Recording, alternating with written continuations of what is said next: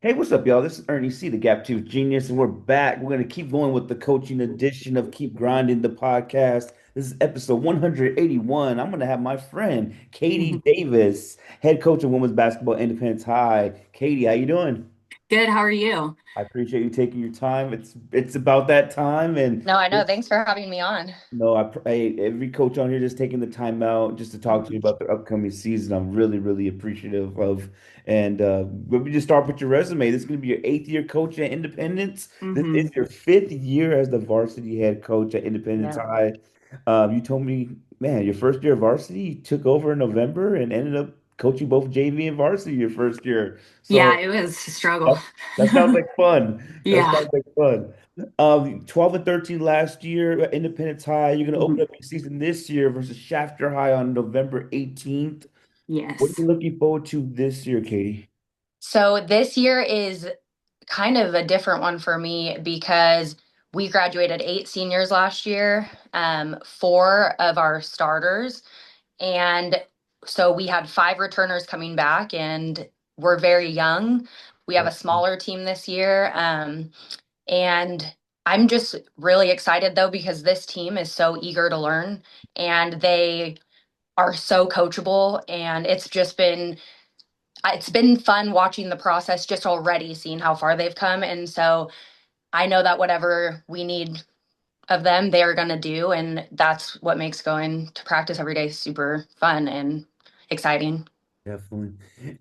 Just reflecting on your season last year, how do you feel things could have went differently, things that you learned, and just the process, going through going through your seventh season. What was the biggest thing you learned from last year that you're gonna try to apply to this year? So last year, I had quite a bit of talent. I was really pumped to have the girls that I did on that team last year, but I felt like we fell short. I feel like that team had the potential to go further, and a lot of that was we had transfers coming in just for their senior year, and it was having to a lot of our season, at least the beginning, was building team chemistry because the two transfers that we got were people that we've played against for Hmm. in league every single year. Besides, I coached Amaya on that JV team my first year coaching, Hmm. and that girl is just the best. Shout out to Amaya May. Shout out to Maya. Love Um, having her. Love having her. she's just the best kid ever, and she's the big reason why I could even do that first season because she was my captain on my JV team, and so coaching her freshman year and her senior year was super fun. But I think what I learned the most though is that it's not always there's that saying um hard work beats talent when talent doesn't work hard. And Yeah. I think that didn't necessarily that's not necessarily where we were at, but I do think there's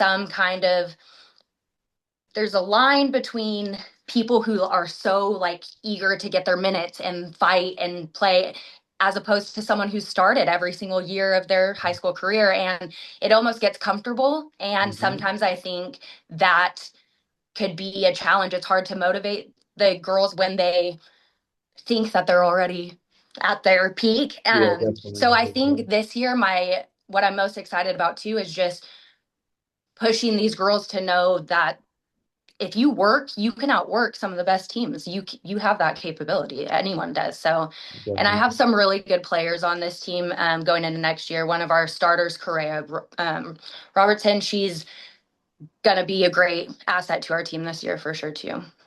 You say you're young you're going to be a young team this year. Yeah.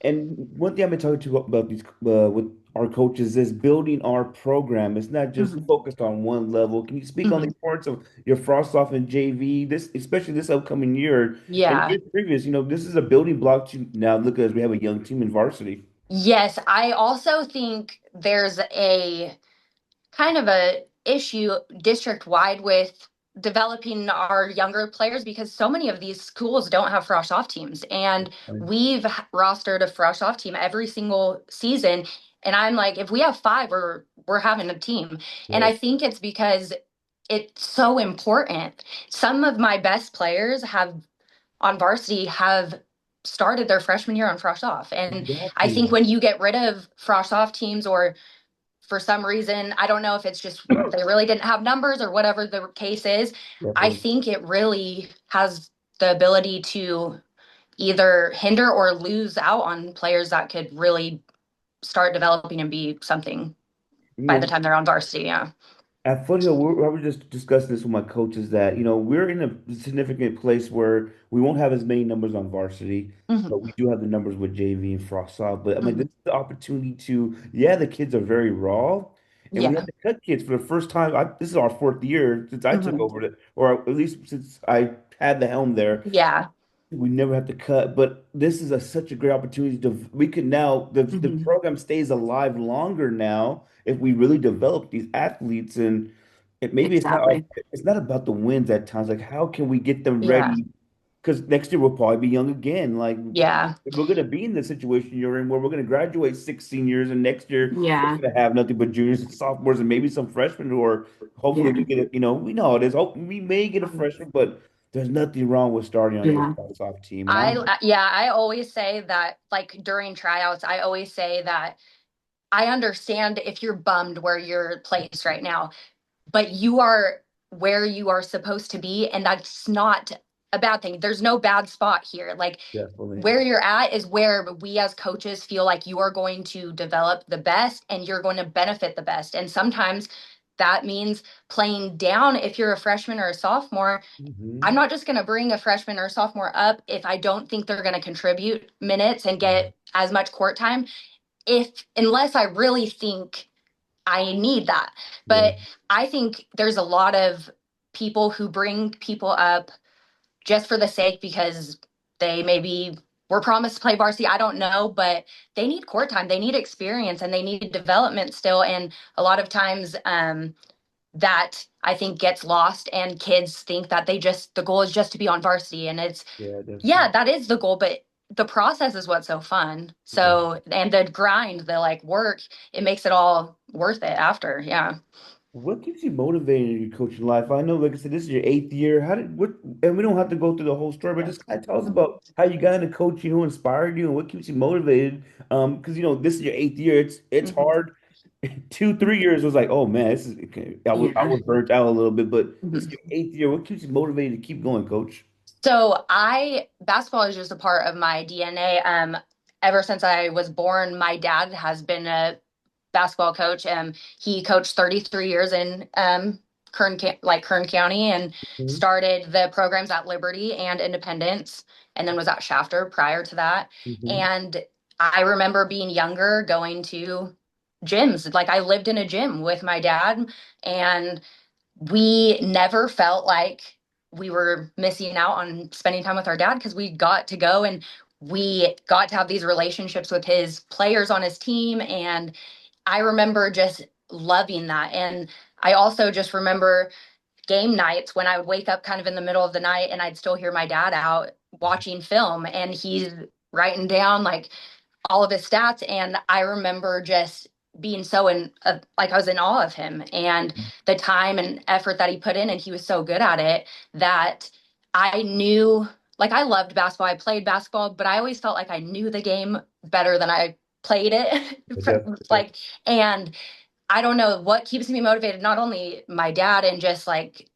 how I felt so lucky growing up with him and seeing what he did, but it's the kids. Like, they're the reason. It's so, I've built so many relationships with some of these kids and their families. I mean, you DJ'd my wedding, some Yeah, of them were sure. there, and Yeah, um, that is what keeps me going every year. It's definitely not the pay. It's definitely not yeah, really definitely. anything else. And there are a lot of times when I like am just exhausted and I kind of want to almost call it quits, but it's the kids. Like, because every time I see someone, and I have players still reach out to me all the time, and they Sure. like bug me still, and I love it. And just to see them leave better than when I found them, that's my Yeah. goal every single year. And yeah, those bonds and relationships are something that you can't get anywhere else. No. And yeah, that's the main thing that keeps me going for sure. No, 100%. I think that's something that,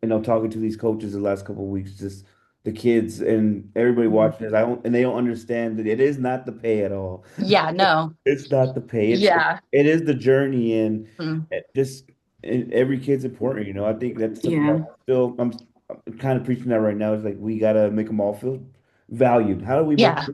We are in the business of building relationships and business, Mhm. developing kids and making them not Yeah. just on the court but off the court. Yeah. And I'm Um, on campus too, so I'm like checking their grades constantly. If yeah, I tell the teachers, you call me if anything's going yeah, on, I'll go out there.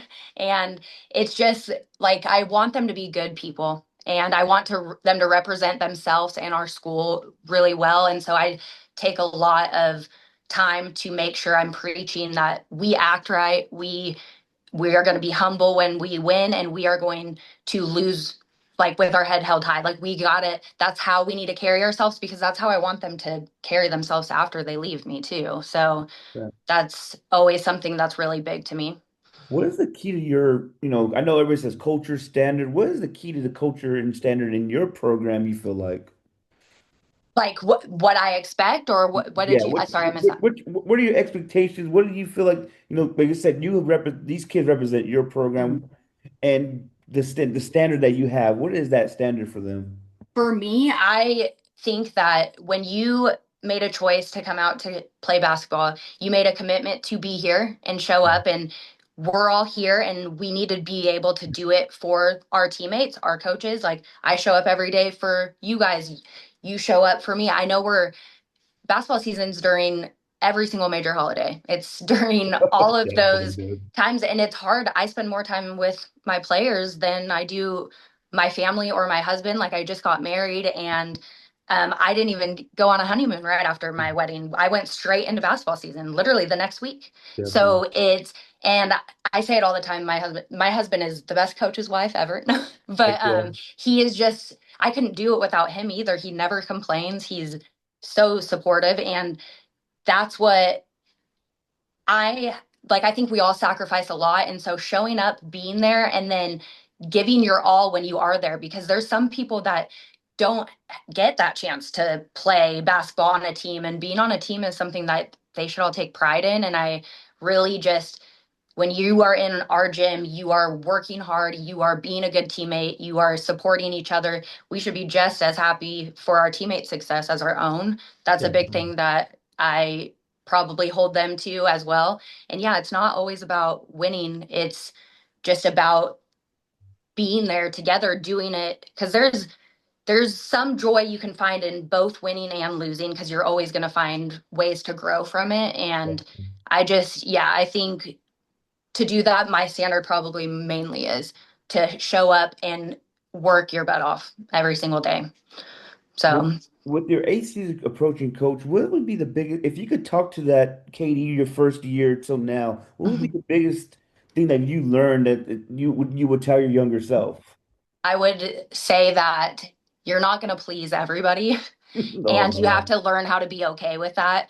I think I'm pretty much a people pleasing person and I always feel like I have the right intentions, but as a varsity coach, I've learned that I parents might take it personal if their daughter's not playing and it could not be farther from the truth for me. And so sometimes that would hurt my feelings if it like someone thought I was just really blatantly taking it out on their kid. And I'm Definitely. like, I love your kid. Like Yeah. that's not it at all, I promise. But my job is also my job. And I gotta put the people on the court who are going to give us the best chance to win and who know the plays and who show up to practice. And I think the biggest thing I would tell myself is that do what you need to do your job and you don't have to worry so much about what other people think. You know your intentions, you know that you're there for those kids and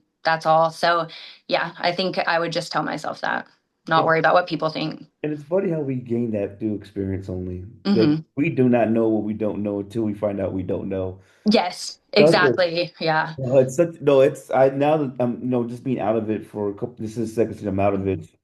Such a damn, I wish I would have known that my first year. It doesn't matter how old we are, just being a leader and being that varsity head coach, it's everything kind Yeah. of falls on you and you are Yeah. in charge of, not just the kids, but the adults. It's like, man, you can't please everybody. And I had no idea about that life. Yeah. I, It's probably one of the harder parts of it because they're not there at every practice. They're not seeing the time we put into it. And I mean, I never got this job so people would praise me for everything that I do. yeah, However, it's like sometimes when those things happen, you're like, I don't even think you realize how much time I'm pouring into being here and being a mentor for your kid. And at the end of the day, yeah, I've gotten to the point now where I don't need them to know that. I don't need them to know everything. I know it and the kids know it, and that's what, that's all that yeah. matters. Mhm. With this upcoming season, Coach, what are your goals and what games are you really looking forward to? I am looking forward to Shafter. It's going to be that's a tough first game for us. Especially we have that game, and then we don't have another game until I believe it's the first week of December Mhm. or no, till our slow tournament, December Mhm. 4th. Yeah. Mhm. So I'm excited just to have that first game and be able to break down film, show the girls, and because again, this is a whole new team. So Mhm. kind of see how they match up, who steps up, because we really don't have like a superstar this year, I would say, Mhm. but we have really good players overall that I think they just need the confidence to know that they can do it. And we need everyone involved if we're going to be successful this year. And so I'm really excited to just see that. And then that way I can break it down, see it, and then I know kind of more, even more so what we need to do going forward too. And with your lower levels, can you talk about your coaching staff and your assistants with you on varsity? Just kind of give Yeah. we all love our assistants and our Yeah, yeah. coaches. So my coaching staff, my lower levels are some of the most loyal people ever. David Lepke is my Froshoff coach, and then I have Lavetta Sebern, who's my JV coach. Um, Lavetta actually stepped in that first year. She was just a parent of a player that was playing Froshoff. But when I went up to varsity, the plan was the Froshoff coach was going to move up to the JV job, and she was going to take over Froshoff, and she did. And then within a week, I our JV coach left and I went and coached both my first year. So that was fun. But Lavetta's been with me since then. And then David is just great. He's one of my favorite people ever to such a likable person and definitely has been around basketball for a Yeah, long time as well. Everyone yeah, pretty much knows who he yeah, is. And yeah. it's nice because he teaches at Buena Vista, which a lot of those kids end up coming to Independence. So they all Oh yeah. might have had him as a teacher, which is cool.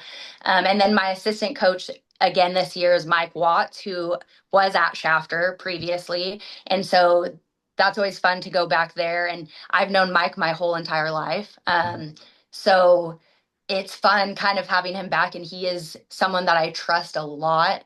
And it's been so great to have him because when you have an assistant you trust, I'm able to give him roles like, hey, can you handle teaching like our offensive sets? Like, can you like just some of them, like bring some to the table? And it gives me time because I got a lot of stuff. I don't think people know all the Yeah, stuff that varsity coaches actually have to do definitely. throughout the season. But when you have someone that you can lean on and trust that they're gonna be doing what you need them to do and what you ask them to do, it's relieves so much stress from me too. And I want him to feel he's not my assistant. We are coaching together. I've always Yeah, said that. He's always like, this is your team. And I'm like, no, it's ours.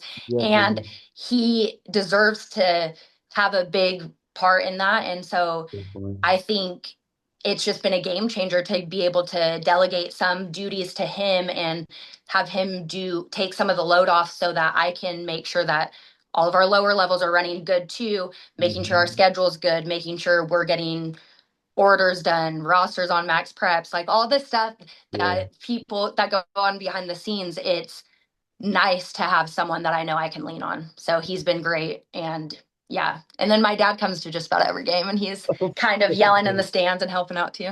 Legend. Yeah. Legend. When you have some former athletes in college, and I know this, so this is I guess it's an easy question, right? Mhm. But what's the most important thing you want your players to take with them they're done with your program, whether it's in life or playing at the next level in college?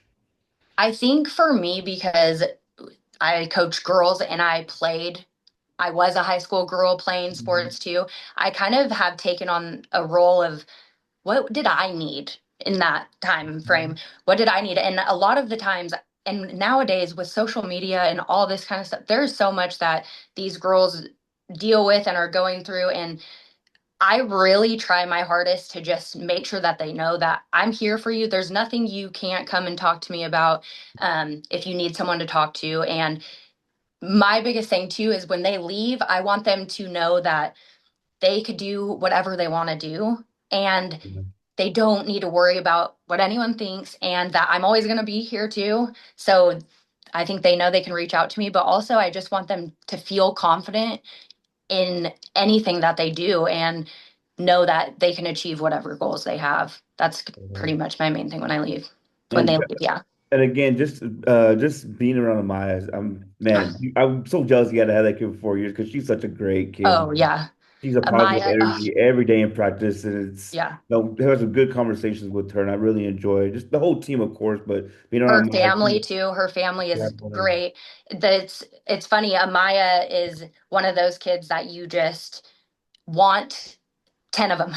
And I had her on my JV team her freshman year, and I had Kaylin Bolden, who is Mhm. also that exact kind of player. Like, I couldn't have done that. Like, she was with me through all of the year. She went with me as I coached Definitely. both, and both of them were with me. And so Mhm. I have such a bond with both of them that I will have forever. And their families, again, both the best, Oh, most supportive people ever. And that's what helps get you through it too. 100%, no, 100%. One question I've been asking all the coaches I've been having on, because I think Mhm. even I discuss this all the time with behind the scenes. How do Mhm. you make your practices embody the likeness of the competitiveness of in a game? Because the girls sometimes Oh, they know their friends. They're like, oh, they think they can just turn it on during the game. How do you make yeah. your practices embody an actual It, game like setting? it's so funny that you said that because that is every single year. It's something that has to be discussed Mhm. constantly, like and reminded every single day. Sometimes they'll come in, sometimes they got it, sometimes they don't. And I am like, my biggest issue is how do you expect to go and play in a game where the other team is trying to beat you when Mhm. you guys aren't going hard on each other in here? You Mhm. guys aren't even playing your hardest against them. You can't be prepared for like a BCHS if you are not trying to compete like that in practice. You have to really dig deep there. And I think you have to implement drills, you have to implement like discussions about it, why we need to do this. And Mhm. competing is one of the fun things about practice too. Like, I try to make a lot of things competition. There's Definitely. a lot of people that will win, a lot of people that will lose, and if you lose there will be something that you have to do, like, and I think that drives them too. Nobody wants to run a 17, but No. it's just they have to compete all practice, and that's pretty much what you do. Yeah. I love it, coach. And that's Hmm. that's that's kind of been the million-dollar question for, boys in the boy on the boys Yeah. side too, we- just I don't know. Everyone wants to blame generations, but I just think it's just, their friends Mhm. and they just think they could turn it on. And it's like, Yeah. I don't I think think it's a little bit of reality. both. I think it's a little bit of both. I think it's partly the generation because I also think this generation struggles with like building relationships because they've spent their whole lives online. Like, they could Yes, have a whole friendship without even like having to talk in person. And definitely. so that's part of it, I think, too. Definitely. It's hard to have that energy and practice if your team chemistry is off too, because you don't quite know how to be a team. I just Definitely. remember when I played, it was you don't have to be best friends with your teammates, but when during basketball season and in the gym, they are your best friends. You are going to hang out with them more than your friends during this basketball season. So you better get close to them, learn about them, start liking them. It's funny. It's kind of like a off topic, but we're talking about it early in the podcast about chemistry. And my friend asked me today, he's like, "Hey, you think a team could play playoff basketball all year?" I'm like, in high school sports, when we have a whole new team every year, Uh-huh. and we're gonna spend that November through December Yeah. learning how to play with each other. And I Hmm. thought I should have said that earlier, but no. I when you said that your team is young and it's just like you're gonna see them play for the first time in November and you don't play again in December, I think that's gonna be Mhm. that time where it's gonna everything's gonna click at the right Yes. time towards the end of the season. Do you Yeah. think that's Yeah, true? I also had a kind of a disadvantage because this summer right in the heart of summer league, my team manager from for three Oh, years yes, passed, and yes, yes. So um sorry about that, coach. no, it's okay. Yeah, it's so this year even coming in, like I remember my first day walking in the gym, I just like started crying because it's I've had her there and she's just been great.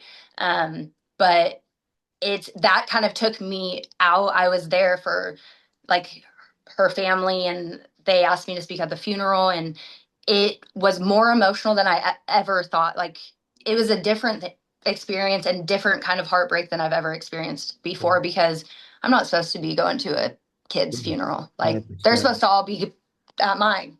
Yes, But so it 100%. it was hard, and I think that also helped me too because the reason I do this is because of those bonds. Like because these kids mean so much, and I'm a mentor to them, and it's it's kind of motivating, but also it put me at a little bit of a disadvantage for um having to be a little bit absent during the summer, but we're getting right into it. No, So yeah.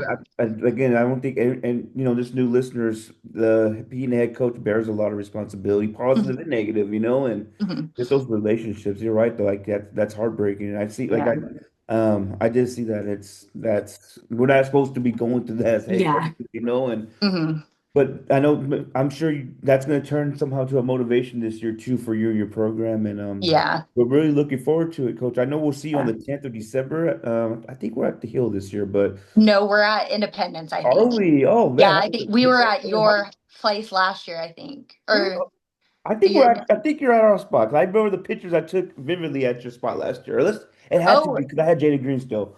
So yeah, I think you're huh. coming to the Hill. No, I think you're right, actually. Yeah. Yeah. But on my master schedule, it says we're at home. So Wow. so See, maybe something, maybe the boys' side had it. I don't know. We're gonna man, have we have to to talk check to our that. 80s about that. I know. You know who's gonna be really excited to I had you on? Selby. Selby loves you. He talks about oh, you know, I love Katie. Yeah. He coached you. Was you your volleyball coach or something? No, he was my NJB coach, Oh, basketball coach when I okay, was okay, okay, okay, okay. Cool. growing up. Yeah. He Yeah, and he actually played with my dad in college. Like yeah. so yeah, I've known him forever, and it's funny, he's not the only former coach that I've coached against. Sean Pennell was at Shafter and he was my assistant at Frontier. Hell yeah. So it's so funny, like kind of coming full circle, and now I got to coach against the people that literally made me love this game. So it's been fun. No, he told me he's gonna come on, but he wants to be the last one on. But I told him I was gonna have Okay. you on. He's proud. He's like, oh yeah, you know, he's just proud of me. I know he's Yeah, gonna love. I love him. He's great. Yeah, I can't say enough good things about You him. know, So, and and I always throw this fact because Trevor Horn threw it at me. uh His last coaching gig was at Garces, his last head coaching gig, and his new head coaching gig at Foothill. That's the longest span. So that's yeah, like almost 3 decades in between, and yeah. back in the saddle, and he loves it. I And know. I keep trying to get my dad to come back, and he's like, "Nope, so nope." Selby has opened the door. Yeah, I know. Yeah, But he's like, Coach, "Good for them," but nope, not doing it. My oh, dad's not doing it. whole different world too. But you know what? When you love the game, Hmm. the kids see that you care, and it's like Definitely. we talk Yeah. about that all the time. The kid, we're just trying to spread our love of the Hmm. game, and I Yeah. really do appreciate you being on. And I appreciate you asking me. You are a jack of all trades. I'll tell you what. oh man, I don't even know how you have the time. I'm just trying to get all the coaches that I respect, and just it's just at that time. I know this is Yeah. something I always want to do. Just the time is the kind of the crazy thing, but No, what you're doing is great for this community and basketball in general. And yeah, you're doing great. especially for the the girls game. That's Yes, my I. biggest thing. How Mhm. can we spotlight this game that we love? That many people. This is the peak of it. Like 10 years ago, it wasn't like that, and No. it's this Hmm. time. So, Yeah. Coach, we will catch up soon. The 18th versus Shafter High, Independence Okay. High, episode 181. Katie Davis, I appreciate you coming on. Thank you, Ernie. Have a good night. Bye.